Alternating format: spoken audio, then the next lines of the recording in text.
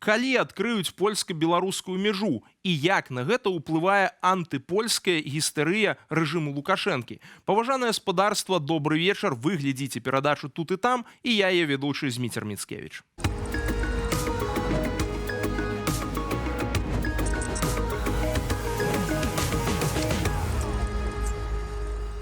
І сёння разам з намі гэтую тэму будуць абмяркоўваць нашыя цудоўныя госці. Наша журналістка, гісторык, доктар навук Наста Ільіна. Вітаю. А таксама галоўны рэдактар польскай версіі Белсату Міхал Кацевіч. Добрый день. Давайте пачнем вось з чаго. Міхал, вось увогуле на польскім парадку дня прысутнічае гэтае пытанне адкрыцця мяжы з Беларусю. Наколькі яно абмяркоўваецца ў польскім грамадстве? Я думаю, что после закрытия это была какая-то главная тема в польских СМИ, это ясно, да. Но сейчас мы привыкаем к этой ситуации. Вот недавно я ехал на автобане в сторону, так скажем, в восток, и там были сразу такие информации, показывались, что польско-белорусская граница закрыта. Ну, думаю, что в таких случаях какие-то люди просто, когда видят это, то думают про эту ситуацию. Но, конечно, я думаю, что правительство польское рассматривает эту ситуацию с точки зрения экономики. Какие могут быть последствия, это экономические последствия закрытия в каком-то в среднесрочной перспективе. Поэтому что сейчас это очень свежо и сложно оценить, какие будут последствия. Но знаем про польских водителей этих тиров, которые там просто застрялись в Беларуси, и никто не знает, что с ними сделать, что сделать с этими грузовиками. Ну, пока экономическая ситуация настолько свежая, что надо оценить, какие будут последствия, ну, главное, это реакции Китая, да, для которого переход Малашевича на польско-белорусской границе это, ну, главный с точки зрения сухопутной пути в Европу. Хотя, в общем, это только меньше, чем 4% в общем товарооборота между Китаем и Евросоюзом, но очень важный, потому что некоторые виды просто продуктов, товаров можно транспортировать в принципе только по железной дороге. Вось менавіта якраз аб гэтым таксама казаў кіраўнік польскага міністэрства замежных спраў Радаслаў Сікорскі. Давайте паслухаем ягонае выказванне. У гэтай справе Кітайская Народная Рэспубліка нам ужо дапамагла ў мінулым. І я спадзяюся, што зноў дапаможа, і гэтым разам добра. Гэта ў пэўным сэнсе проста. Калі гэтая мяжа мусіць быць дарожнай, то там не могуць лазіць ніякія статкі псеўдаўцекачоў, выпіхваных рэжымам Лукашэнкі. Наста, скажы, калі ласка, вось на тваё меркаванне, ці ёсць нейкія зараз рычагі ў Пекіна, які ён можа выкарыстаць дзеля таго, каб націснуць на рэжым Лукашэнкі і падобна таксама Пуціна дзеля таго, каб гэтае пытанне вырашыць? Ну, ведаеш, мне здаецца, сапраўды зараз вельмі вялікае спадзяванне на тое, што Пекін будзе ціснуць, але мы ніколі да канца не ведаем, як гуляе гэты Пекін, і даволі складана прагназаваць. Мы можам спадзявацца на тое, што сапраўды націснуць, але там можа быць свая зусім іншая гульня. Я бы яшчэ хацела дадаць пра тое, што казаў Міхал. Ось сапраўды цікава, як адрэагуе польская эканоміка, бо зараз таксама гэта вельмі складана ацаніць, але мы маем прыклад Лукашэнкі, які адаптаваўся на санкцыі. І вось галоўнае пытанне, ці здолее даволі хутка, як бы Польша таксама адаптавацца на вось гэты новую мову. Гэта раз, але ўжо ад себе трошки як беларуска дадам таксама вось гэтыя табліцы, якія на аўтабанах з'явіліся, што закрытая мяжа з Беларусю для беларускі, я іх таксама бачыла, гэта не забалела, да, тому што гэта нейкая такая нават трывожнасць у паветры, такая перадваенная, так. Гэта сапраўды, мне здаецца, у гісторыі Польшы такое штосьці ўпершыню. Если оценивать, в общем, последствия, экономические последствия, тут очень важный такой, что для Беларуси Польша это там пятый партнер, экономический партнер в товарообороте. Не знаю, как сейчас, но до 23-24 года это такие данные были. Но Беларусь для Польши, ну, это вторая или третья десятка экономических партнеров в торговле международной. Так, значит, последствия для Беларуси могут быть настолько более серьезные, чем для Польши. Польша может считать эту ситуацию по стороне расходов. Да? Конечно, это для определенных польских компаний будет очень болезненно. особенно для транспортных компаний. Ну, с точки зрения всей экономики, как бы если смотреть с точки зрения хозяина, значит, правительства, это уже другое, потому что, ну, последствия, там, потеря сотни миллионов долларов, конечно, может быть в долгосрочной перспективе, но сотни миллионов с точки зрения всей экономики Польши и всей международной торговли Польши, ну, извините, но это очень мало. Ну, вось таксама хочацца дадаць, што Польша як краіна уніі еўрапейскай у прынцыпе не то што яны заўсёды як бы дыстансаваліся ад Китаю, але не былі у пэўны заўсёды мелі вось гэтую думку ў галаве, што можа нешта здарыцца, што гэты партнёр можа быць як бы ён зразумела вялікі, але ён можа быў пэўным не даваць пэўнай гарантіі супрацу будучыні. Беларусь у пэўным сэнсе апынулася такой жа сітуацыі, як і Сербія, так, калі залежыць ад Китая, так, але вось гэта еўрапейскія краіны, якія каля Сербію, так, яны не так шмат залежаць ад Китая, як тая ж самая Сербія. Тут падобная сітуацыя, так. У дадзенай сітуацыі больш гэта все патрэбна вырашыць праблему рэжыму Лукашэнкі і Китая. Тут тоже очень важно, что закрытие границы это тоже попытка как бы перекрыть разные коррупционные способы получения денег для режима Лукашенко. Не секрет, и для нас тоже не секрет, что на границе что на загранице контрабанда и, я бы сказал, разные неофициальные таможенные налоги, да, которые получает режим как бы из этой торговли, тоже товары, которые идут в Россию через Белоруссию, нелегально, обход санкций, тоже деньги, это тоже добавляет денег белорусскому режиму. И закрытие этой границы, это закрытие этих всех тем. Я думаю, что для белорусского режима, для людей вокруг, для этой всей коррупционной элиты белорусской, это очень болезненно. Ну, пакуль што мы адчулі, што зніклі кветкі, так, ці знікаюць кветкі ў Беларусі, бо гэта такі першы прадукт, але такіх жа прадуктаў можа быць вельмі шмат. Я, можа, тут яшчэ дадам ад сябе эмацыйна трошкі, таму што я нарадзілася ў Берасці, так, і для мяне мяжа, як для перасцейкі, гэта частка ідэнтычнасці. І я заўсёды, у меня ў галаве такое очка ўзнікаюць, а як самі жыхары горадні, так, як самі жыхары Берасця, да, вось перажываюць той, што закрыта мяжа. Бо такая, ведаеш, такі жалезны заслон, які, ў прынцыпе, ну, Советский Союз, не Советский Союз, але нават падчас Советского Союза нейкі гандаль Граница быў. была все так. такой. А вот тут яшчэ такое пытанне, калі мы кажам пра адкрыццё, што на ваше меркаванне польскія ўлады, польскія палітыкі і польскае грамадства таксама, вот тут, Міхал, да цябе хутчэй успрынялі б як, ну, скажем так, саступкі з боку рэжыму Лукашэнкі. Што мусіць быць зроблена? Таму што пра нелегальных мігрантаў Радаслаў Сікорскі ўжо сказаў. Ці ёсць нейкія яшчэ рэчы, якія былі б важнымі? Ну, конечно. Свобода для Андрея Почобута. Это тоже очень важно. И для всех, поляков, которые там как заложники белорусского режима сейчас. Потом закрытие темы всех беспорядков на польско-белорусской границе. И закрытие тоже это подразумевается всей этой антипольской, я бы сказал, пропаганды и разных действий, в том числе диверсий и саботажа, которые готовят тоже белорусские спецслужбы на территории Польши. И есть такие случаи, мы знаем, за последнее время были такие выявлены случаи. Потом все, ну, такие агрессивные, недружебные действия со стороны белорусского режима. Мы этого ждем, чтобы это закончилось. И, но пока не видим никаких реакций со стороны режима. Тут есть какая-то игра, как игра в покер. Да? Каждый пытается показать, что у него очень сильные карты. Ну, Польша, как серьезное государство, должна пойти на серьезные шаги. Даже такие, которые будут болезненнее в каком-то смысле до польской экономики, до польских компаний. Да, к сожалению. Но надо было просто что-то сделать, чтобы прекратить все эти недружебные, агрессивные действия со стороны белорусского режима. И мы этого просто ждем. Пока не видим, потому что там есть тоже попытка показать, что у них есть очень серьезные карты и что они могут как бы, ну, такую лицитацию делать для нас.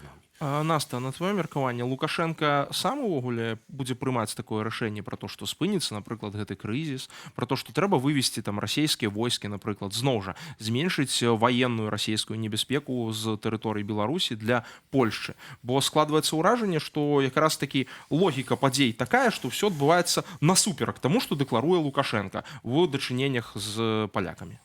Ну, ведаеш, мне здаецца, што Лукашенко прымае сам рашэнне датычна таго, што з'есці на сняданак ці на абед. Да, ўсё іншае, як у палітыцы, яму трэба сагласоўваць. Тут ужо ёсць спіс не толькі ў гэтым спісе Пуцін, так, а ўжо і маем у гэтым спісе Сі, і, магчыма, нават ужо маем у гэтым спісе Трампа. Так што паглядзе, таму што гэта ўжо такі ідуць, як бы ён вярнуўся ў вялікую гульню, а калі ён у вялікай гульне, то ёсць уже іншыя вялікія гульцы, з якім трэба ці пасылаць сігналы, ці хутка тэлефанаваць, ці неяк дамаўляцца.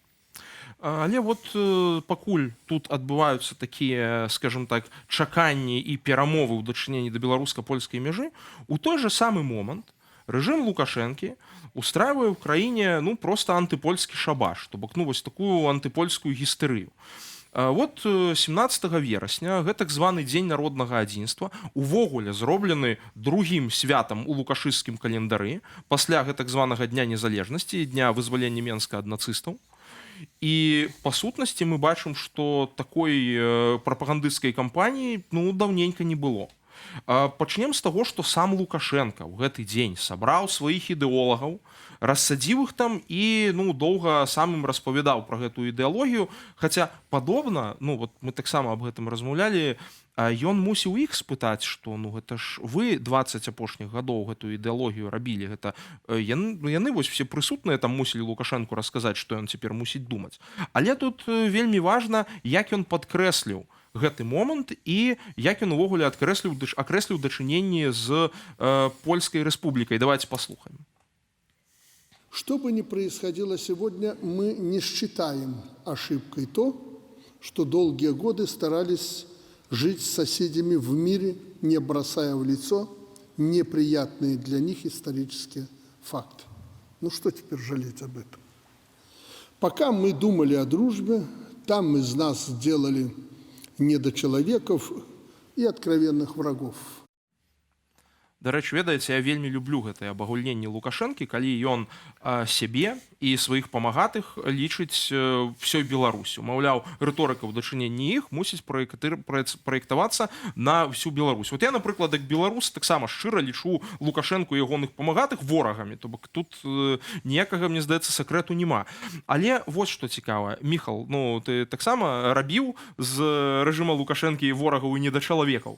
Але тут важна, што по-твоему, Лукашенко не разумее, что гэтая рыторыка будзе пачутая і за межамі краіны і в той же самой Польше? Такая ей цель. Да, это правда. Я уже давно был врагом, таким человеком, которого определил сейчас Лукашенко. И поэтому хорошо помню, что эта идеология, которую он сейчас строит, антипольская, не новая. Это очень давно уже началось. Например, в Гродно dawny, stary zdanie Polskiego Союза Polaków w Grodno, когда еще был независимым, стоит на Перекрестке улицы 17 сентября и Дзержинского. Я думаю, что стоит так еще с советских времен, но все равно это просто специально так, чтобы показать что-то. И таких ситуаций, в которых белорусская пропаганда, и вообще не только пропаганда, а все государство старалось показать Польшу как главного врага. Я хорошо понимаю, что каждый авторитарный режим пытается найти врага, особенно среди соседей, особенно среди таких соседей, которые достаточно сильные, но не суперсильные. Польша идеально подходит. Совместная история, да, совместные разные эмоции в этой истории. Литва не подходит, так, потому что слишком маленькая. Польша для Беларуси это, может быть, не какая-то супердержава, но все равно очень сильный сосед, с сильной экономикой, с сильными международными связями, Евросоюз, НАТО и так далее, сильная армия, идеально подходит на такого врага. И Лукашенко, как так называемый историк, он заканчивал исторический факультет в Могилеве, да, историк такого, скажем, среднего уровня, в 70-х годах он много где-то там услышал про эту советскую версию истории межвоенного 20-летия, что-то там услышал и на основании этого построил свой вид, как бы свое понимание польско-белорусских отношений в прошлом и сейчас. Из этого вся эта идеология, как бы, это исток этой всей идеологии.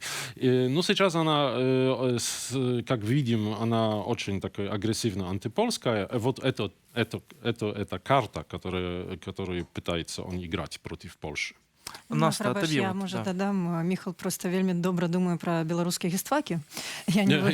Я это говорю иронически. Да? Так, тому що я вучилася на беларускім гістваку у нулявыя, скажем так, і, ў прынцыпе, там, дзе я вучылася, ўзровень гістваку быў неблагі. Але складвалася заўсёды такое ўражанне, што міжваенны час, гісторыя вось Беларусі міжваенны час, гэта такая табула раса. Так, гадзін мінімальна, рэдка якія заняткі пра гэта ўзгадваліся. Я акурат пісала свою дыпломную працу, якая гуртавалася так на гэтым перыядзе, так у гэты перыяд. І мне падчас абароны сваёй дыпломнай працы прыходзілася камісіі тлумачыць, что такое другая рэч Паспаліта, і дыскутаваць з імі, тому што гэта нейкая такая беліна, так, у свядомасці ў гістарычным перыядзе. Так. Давайте яшчэ паслухаем, што казалі на гэтым антыпольскім шабашы ў бярозе картузскай. Его устроілі 15 верасня. Вельмі важныя рэчы, мне здаецца, з пункту гледжання вось той самай лукашысцкай прапаганды, пра якую мы размаўлялі. Вось, напрыклад, кіраўнік БРСМ в смешнай скураной куртцы там выдаў вось такую фразу менавіта пра цяперашнія стасункі, калі мы вяртаемся да пытанняў мяжы. Давайте послухаем.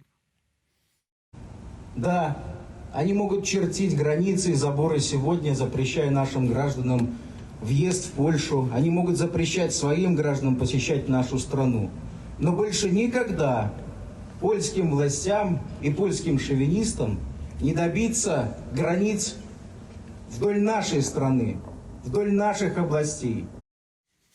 Наста, як ты думаеш, наколькі зараз важна, якім чынам цяпер можна распавядаць аб вот гэтым усім палякам для таго, каб мясцовыя маргіналы прарасійскія не выкарыстоўвалі вобраз рэжыма Лукашэнкі ў якасці нейкага там збавіцеля для Польшы і гэтак далей. Таму што гэта ўсё ж такі на польскім парадку дня, ну вот сярод маргінальных прарасійскіх акаунтаў з'яўляецца. Маўляў, паглядзіце, там все добра, яны хочуць добрых дачыненняў з палякамі.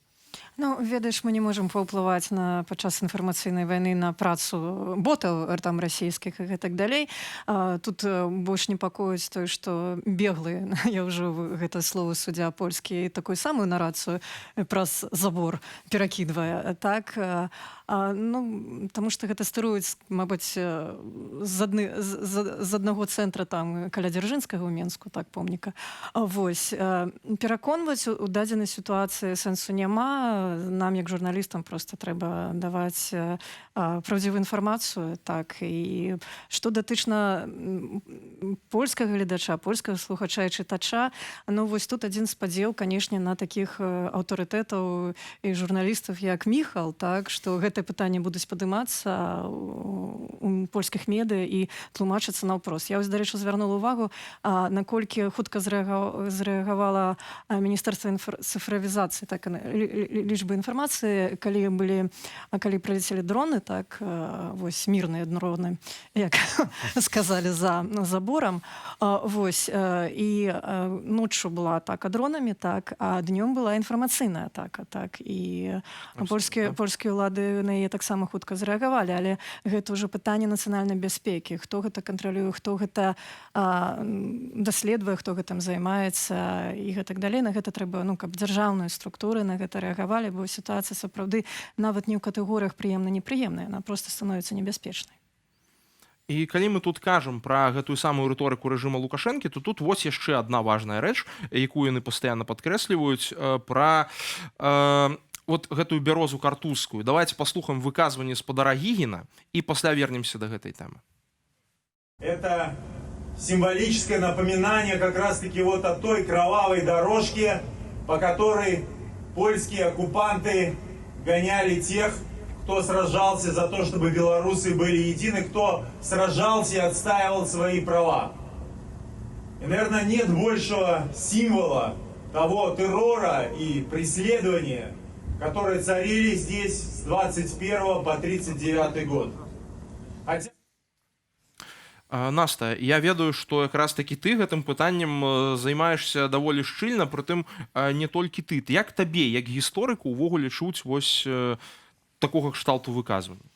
Ну, ведаеш, гэта даволі цынічна, так. Мне хацелася сказаць цынічныя словы спадара Гігіна, но ў дадзеным выпадку хочацца сказаць цынічныя словы таварыша Гігіна, так, таму што казаць у краіне пра вось такую нарацыю, як прадстаўнік рэжыму, які робіць тое самае, так, і гэта не 30-е гады, так, а 21 стагоддзя, ну гэта проста цынізм. Вось там кажуць пра крывавыя дарожкі. Ну давайте узгадаем у найноўшай гісторыі Беларусі 20-й год, і дзень за дня мы бачылі гэтыя кадры, як на крэсце на беларусаў гвалцілі, пускалі праз гэтыя крывавыя дарожкі. Тое, што адбываецца ў турмах беларускіх, тое, што мы чуем ад палітвязняў, якія выходзяць, і там, вось я з сабой взяла кнігу свайго бацькі, гэта кніга выйшла ў 2019 годзе ва Ўкраіне, яна называецца «Нарысы історыі Бярёзы Картузскай». Так, вось мой бацька працаваў шмат гадоў у берасцейскім архіве з фондам нумар 98, і вось той, што он даследаваў, ён гэта апісвае. Ну вось можна гэта пачытаць, гэта выйшла па-ўкраінску, гэтая кніга ёсць у Беларусі, так, але безумоўна прасцей з ёй знаёміцца ва Ўкраіне. Думаю, не просто так эта кніга выйшла ва Ўкраіне. Так, у Беларусі штосьці такое надрукаваць, гэта даволі складана. Калі я чытала вось гэтай справы, што там адбываецца, так, як катавалі вязняў, но так, сапраўды, трэба сказаць, што палякі ведаюць, што гэта іх ганебная гісторыя. Царонка, як бы, яна таксама даследавана, і тут ніхто не мае нейкі пэўны гонару, што гэта было, да, што стварылі цэнтр ізаляцыі, як ён тады называўся, ці як мы канцлагер кажам, так, па прыкладу Нямецчыны, так. Але умовы, метады катавання, яны тое самае. У нас сёння гэта адбываецца. Калі я чытаю, што гэты лагер існаваў 5 гадоў, праз яго прайшло 10 000 чалавек. Людзі ад гэтых варункаў там паміралі. Была там эпідэмія, да 400 чалавек там памерла. Так? Людзям забаранялі паміж сабой размаўляць. Звяртацца можна было толькі да паліцэйскіх. У прыбіральням было катаванне прыбіральнямі. І не дазвалялі хадзіць у прыбіральню раз у дзень толькі. Ці гэтага няма сёння ў беларускіх турмах? Вот гэта даслоўна як бы тое, што зрабіў гэты концлагер. Гэта таксама тое, што зрабіў рэжым Лукашэнкі. Гэта адзін концлагер быў як бы на палескім воеводстве, а у нас цяпер кожная турма, кожная адзінка пенітэнцыярнай сістэмы гэта концлагер. Але тут яшчэ адно важнае пытанне. Міхал, вось для таго, каб гэта падкрэсліць, ці не складваецца ў цябе ўражанне, што гэта антыпольская гістэрыя не проста дзеля нейкага ўнутранага прадукту, а ў рамках падрыхтоўкі, напрыклад, атакі Расіі на краіны НАТО, на краіны Балты і Польшы ў бліжэйшым часе, таму што ў расейцаў няма праблемы з вобразам ворага сярод палякаў, жыхароў краін Балты і гэтак далей. Дзеля таго, каб стварыць гэта ў беларусаў, нацягнуць саву на глобус і прымусіць беларусаў ненавидзець сваіх суседзяў. Да, безусловно. Я не хочу говорить, или это подготовка естественно к атаке, к кинетической войне. Этого не знаем и надеемся, что этого не будет, потому что Россия сейчас не в состоянии такого сделать. Ну, безусловно, это подготовка к долгосрочной гибридной войне. Тоже с участием Беларуси. Беларусь тут очень важная, потому что из-за этого, что у России очень короткая и такая изолированная граница с Польшей, так средство давления на Польшу — это Беларусь. И, безусловно, да, Беларусь тут очень важная для Путина в том смысле. И поэтому идет эта подготовка к долгосрочной уже. Потому что если говорим про идеологию, про какой-то вид истории, который до сих пор, конечно, как я говорил раньше, он существовал в Беларуси. Белорусский режим как бы употреблял этот вид истории, все эти разные там про фашистскую Польшу, и это все было, но не в таком масштабе. Сейчас видим, что они очень много инвестируют в такую фундаменты для долгосрочной борьбы, идеологической. Это очень важно.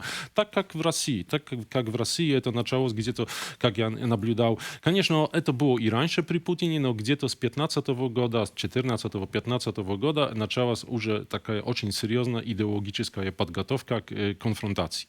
И сейчас это идет в Беларуси. Ну, гібридная вайна, Да, так, то, да, то бок это да. частка гібридная. Дзякуй вялікі, паважанае спадарства, дзякуй вялікі нашым гледачам за ўвагу. Гэта была праграма «Тут і там». Спадзяюся, што вось все гэтыя негатыўныя сцэнары развіцця падзей, якія мы тут таксама прагаварылі, не адбудуцца, а нашыя стасункі з палякамі, з украінцамі, з усімі нашымі суседзі насуперак намаганням лукашыстаў все ж таки будуць толькі паляпшацца. Дзякуй вам вялікі, добрага ўсім вечару, змагайцеся.